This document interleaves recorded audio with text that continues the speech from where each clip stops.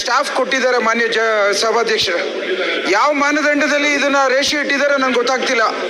ಮಾನ್ಯ ಸಭಾಧ್ಯಕ್ಷರೇ, ನಾನು ಮಾನ್ಯ ಗೃಹ ಸಚಿವರ ಹತ್ರ ಕೇಳ್ಕೊಳ್ಳೋಂಥದ್ದು, ಒಂದು ಅಪರಾಧ ಠಾಣೆಗಳನ್ನು ಹೆಚ್ಚಿನ ಸಂಖ್ಯೆಯ ಸ್ಟಾಫ್ಗಳು ಬೇಕು ಅನ್ನೋದು ಒಂದು ಕಡೆ ಆದ್ರೆ, ನಮ್ದು ಒಂದೆರಡು ನಿಮಿಷ ನಮ್ದು ಯಾಕೆ ಆ ಕಡೆ ಓಡಾಡ್ತೀವಿ ಕೂತ್ಕೊಂಡು ಮಿಸ್ ಅಲ್ಲ ಯಾವುದು ಸರ್, ತುಂಬಾ ಡಿಸ್ಟರ್ಬೆನ್ಸ್ ಆಗ್ತಿದೆ ಸರ್.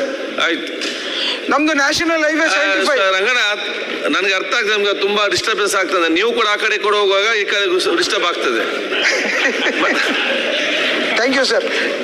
ನಂದು ನ್ಯಾಷನಲ್ ಹೈವೇ 2 ಲಕ್ಷ ವೆಹಿಕಲ್ಸ್ ಪ್ರತಿದಿನ ಓಡಾಡುತ್ತೆ ಮಾನ್ಯ ಸಭಾಧ್ಯಕ್ಷರೇ. ಇವತ್ತು ನಮ್ಮನ್ನ ಮಂಗಳೂರಿಂದ ಚೆನ್ನೈಗೆ ಕನೆಕ್ಟ್ ಮಾಡೋಂಥದ್ದು ಮುಖ್ಯ ರಸ್ತೆ ಮಾನ್ಯ ಸಭಾಧ್ಯಕ್ಷರೇ. ಇವತ್ತು ನೆಲಮಂಗಲದಲ್ಲಿ ಸ್ಟಾಪ್ ಆದರೆ ಸ್ಪಿಲ್ ಓವರ್ ಕುಣಿಗಲ್ ತನಕ ಬರುತ್ತೆ ಮಾನ್ಯ ಸಭಾಧ್ಯಕ್ಷರೇ.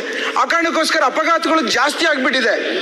ತಾವು ತಮ್ಮ ಮೂಲಕ ಗೃಹ ಸಚಿವರ ಹತ್ರ ನಾನು ಕೇಳ್ಕೊಳ್ಳುವಂಥದ್ದು, ಸೆಪರೇಟ್ ಆಗಿ ಟ್ರಾಫಿಕ್ ಸ್ಟೇಷನ್ ಬೇಕು ಅನ್ನೋದನ್ನ ಮಾಡ್ಕೊಡ್ಬೇಕು ಅಂತ ಕೇಳ್ಕೊತಾ ಇದ್ದೀನಿ. ಕೇಳಿಸ್ಕೊತಾ ಇಲ್ಲ ಮಾನ್ಯ ಸಭಾಧ್ಯಕ್ಷರೇ. ಉತ್ತರ ಕೊಡ್ತಾರೆ ಇಲ್ಲ, ಒಂದು ನಿಮಿಷ ಮಾನ್ಯ ಸಭಾಧ್ಯಕ್ಷ. ಉತ್ತರ ಬೇಡ, ಅವ್ರು ಕೊಟ್ಟಾದ್ಮೇಲೆ ನಾನು ಹೇಳಕ್ಕೂ ಬಿಡಲ್ಲ. ನೀವು ಈಗ ಏನಾಗುತ್ತೆ ಅಂತ ಅಂದ್ರೆ, ಸಾಕಷ್ಟು ಇವತ್ತು ನಾನು MLA ಕೆಲಸ ಮಾಡ್ತಾ ಇಲ್ಲ ಮಾನ್ಯ ಸಭಾ, ಪೆಟ್ರೋಲಿಂಗ್ ಕೆಲಸ ಮಾಡ್ತಾ ಇದ್ದೀನಿ. ಎವ್ರಿ ಡೇ ಒಂದು 5-6 ಆಕ್ಸಿಡೆಂಟ್ಸ್ ಆಗುತ್ತೆ. ಮೇಜರ್ ಆಕ್ಸಿಡೆಂಟ್ಸ್ ಆದಾಗ ನಾವು ಹೋಗ್ಲಿಲ್ಲ ಅಂದ್ರೆ ಜನಗಳು ಬೇಜಾರು ಮಾಡ್ಕೋತಾರೆ. ಇವಾಗ ನಾವು MLA ಕೆಲಸ ಮಾಡಬೇಕೋ ಇಲ್ಲ ಪೊಲೀಸ್ ಕೆಲಸ ಮಾಡಬೇಕೋ ಗೊತ್ತಾಗ್ತಿಲ್ಲ. ಟ್ರಾಫಿಕ್ ಸ್ಟೇಷನ್ ಅತಿ ಹೆಚ್ಚಿನ ರೀತಿ ಬೇಕೇ ಬೇಕು ಅಂತ ನಿಮ್ಮ ಮೂಲಕ ಆಗ್ರಹ ಮಾಡ್ತೇನೆ ಮಾನ್ಯ ಸಭಾಧ್ಯಕ್ಷರೇ. ಮಂತ್ರಿಗಳು ಆಮೇಲೆ ಒಂದು ನಿಮಿಷ ಮಾನ್ಯ ಗೃಹ ಮಂತ್ರಿಗಳು ಸರ್, ಅವರು ಪವರ್ಫುಲ್ ಮಂತ್ರಿಗಳು, ನಮ್ಮ ಜಿಲ್ಲಾ ಮಂತ್ರಿಗಳು, ನಮ್ಮ ಮೇಲೆ ಒಲವಿದೆ.